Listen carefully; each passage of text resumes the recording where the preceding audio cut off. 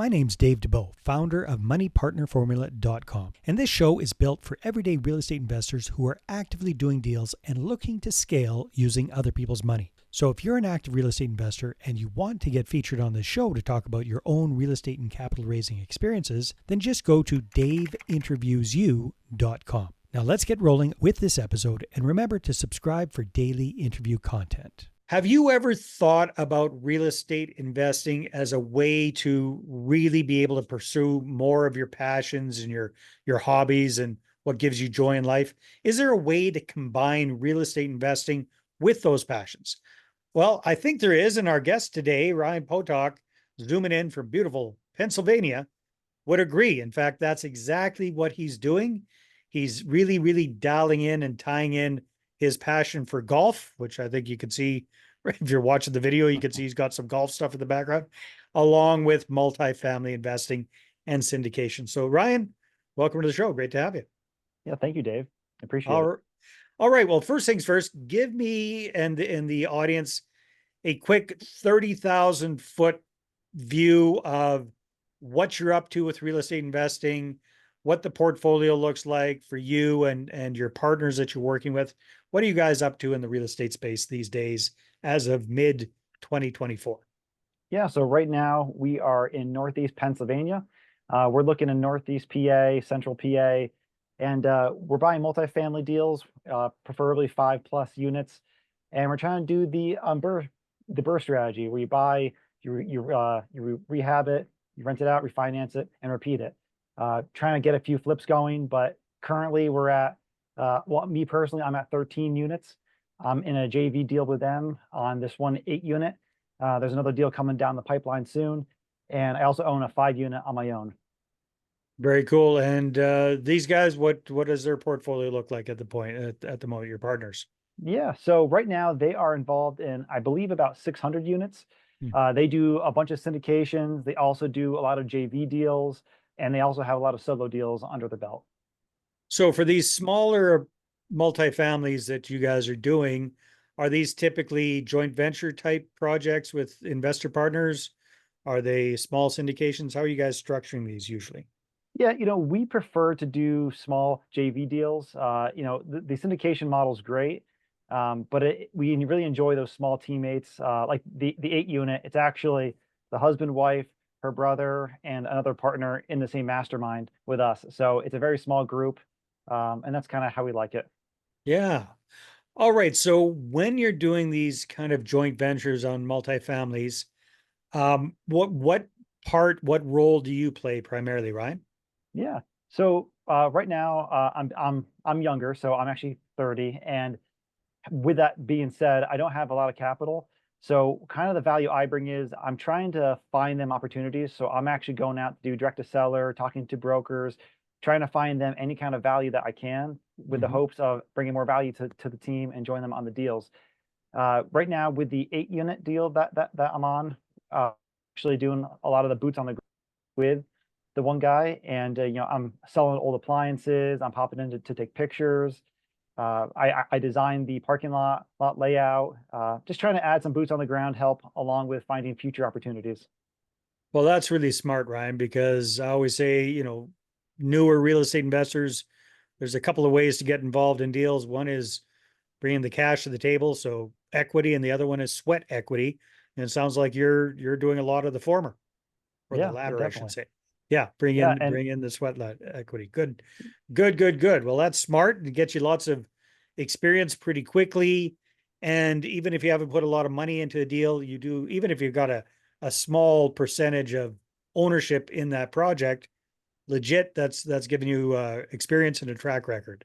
yeah, and I will say it's totally different when you're on a team with experienced teammates, because there's a lot of things that you might do solo that makes sense. You're thinking, well, this could definitely work out. But then when you're with these, they're a lot more structured, a lot more things going on, and like it opens your eyes to how a team should really be run. So I've learned a lot.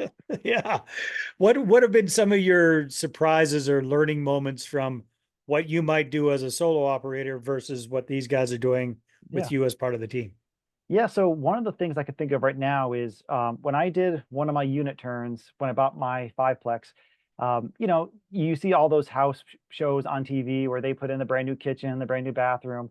I just updated whatever I could. I knew not to overdo it, but at the same time, I just, you know, willy-nilly picked out stuff. It looked nice. And I joined a mastermind about a year ago, and that's where my partners are actually in. And I learned something about looking at the ROI of the increase in rent, which sounds like a simple concept, but it's basically like if you could save a couple $1,000s on the rehab and still get the same rent increase, then that's the better way you should be looking at it versus putting the extra money in to get the exact same market rent. So I applied on my recent uh, in the 5 unit. So So what difference did that make? Like, what does that mean, that they've got a better access to the same stuff at lower prices, or they're going after different things and looking at different things for doing their renovations? yeah, I mean, they're a lot more structured on like, you know, if you're looking at Lowe's, Home Depot, and you like these certain countertops or cabinets, you know, one might be a little bit more expensive than the other one. So be more selective on the items. You know, like with my 5 unit, I was just doing a unit turn that I just finished.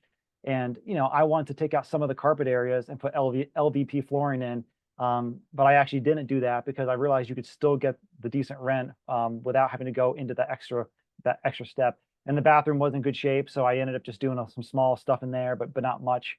So just kind of applying that to this next unit turn that I did was definitely crucial.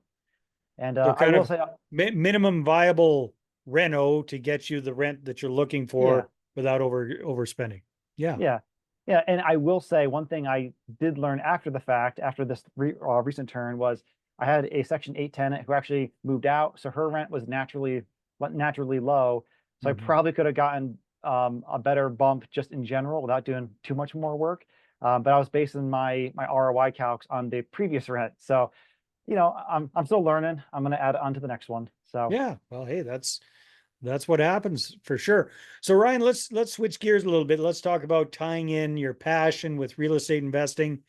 So with the information you filled out to be on the show, I really like the fact that you're big time into golf and you're looking at a way to tie that in. So you're kind of, your brand these days is the Tee Time Investor, T as in golf tee. mhm. So tell me a little bit about what your thought is behind that, how that's going for you, what your goals are with that Yeah, branding. yeah. You know, always somebody who thought I love golf, and I always kind of separated the work life from the passions. And as I was getting into real estate, the reason for getting into real estate was to try and build up the extra capital to eventually go after more things that I enjoyed in my life. So one day it clicked. I love golf. I want to golf more. I want to travel to play some PGA Tour courses. I want to go on destination trips. I want to do all these fun things, but I didn't have the capital. So I said, why not combine my passion with real estate and go after real estate to fund these golf trips, to fund more golf things, and then kind of share my journey along the way.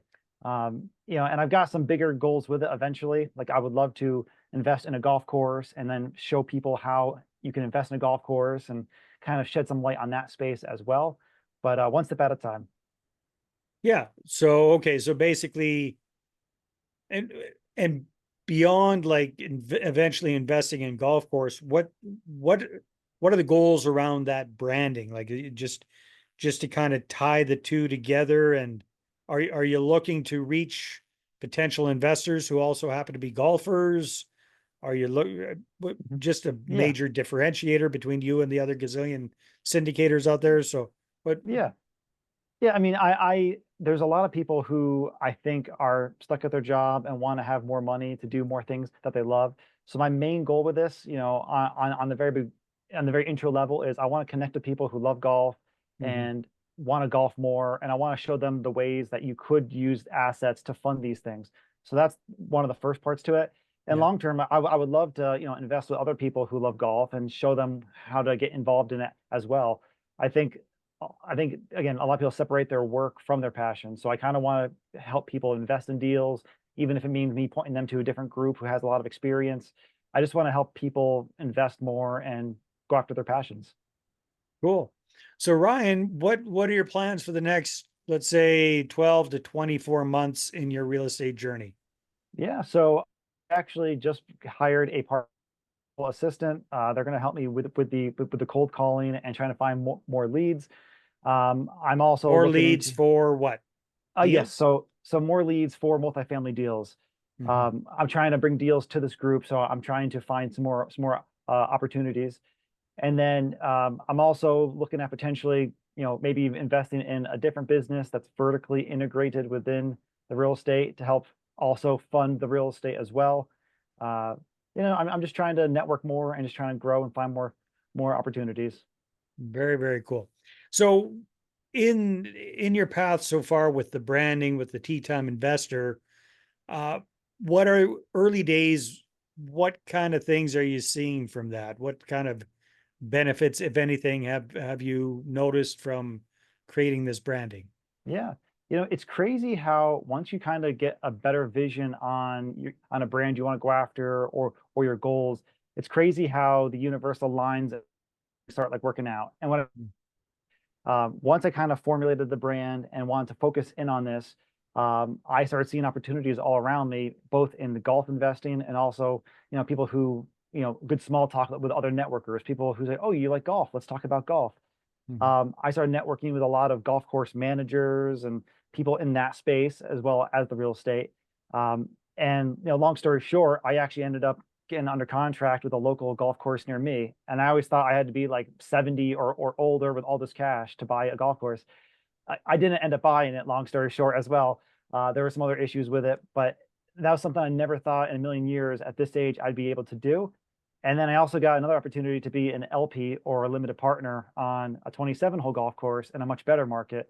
That's kind of in the works slash maybe paused. So just by shifting your frame of reference, it like opens so many more doors. So it's been crazy. I'm excited for the next 12 months with this. Yeah, no, that is very, very exciting. So Ryan, understanding what you know now, um, if you were to go back 3 or 4 or 5 years or wherever, whenever it was that you bought your first property, what, if anything, might you do differently or think differently or look at differently Yeah, if you were to I start over again today?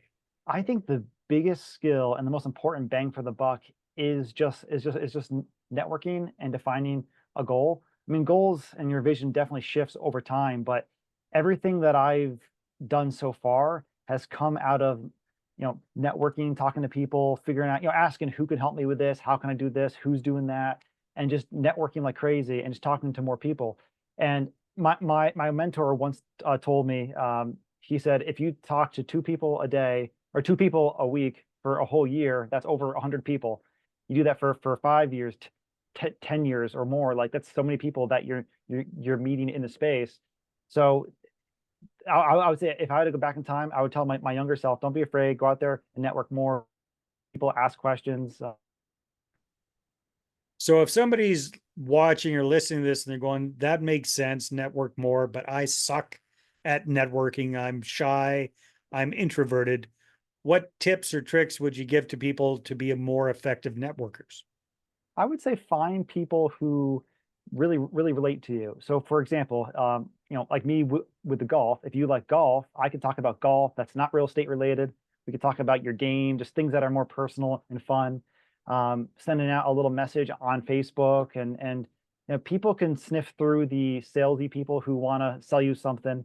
But if you're just genuine and want to ask a question, like I love hopping on the phone. I talk with so many people on Bigger Pockets, people who reach out who are new to it. So I would say the first step is just take that first step and find somebody and just send them out a quick message. And real quick here, funny enough, my first mentor, who's now my partner on the 8 unit and the group that I'm actually working with, it all started from when I was sick of my job the one day and I was on Google Earth and I searched real estate investors near me and his company popped up and I gave him a call, grabbed drinks, and then we're working together and we're going after deals. So one little message can change your mindset and can change your future. Can change your world. Yeah. Yeah. Awesome, Ryan. If people want to connect with you and find out more, if you could only send them one place, what would that be? I would say go on my Facebook. You can just search my name, Ryan Potuck, or the Tea Time Investor. Very good. Well, it's been a lot of fun, Ryan. Thank you very much. Yeah. Yeah, thank you, Dave. I appreciate it. All right, everybody, take care, and we'll see you on the next episode. Hey there, I really hope you enjoyed that episode. And as always, if you want to listen to more daily interview content, make sure you subscribe. And if you're an active real estate investor and you're doing deals and you'd like to get featured on this show, then just head over to daveinterviewyou.com. Now, at moneypartnerformula.com, we help real estate investors to create a process for predictably getting capital so they can do more deals without relying on hard money lenders or the banks. We do this by building them a private capital marketing system. Now, if you want help turning yourself into a big money capital attraction machine, then book a call with our team to see how we can help. Just visit moneypartnerformula.com to find out more. All right, take care, and we'll see you on the next interview.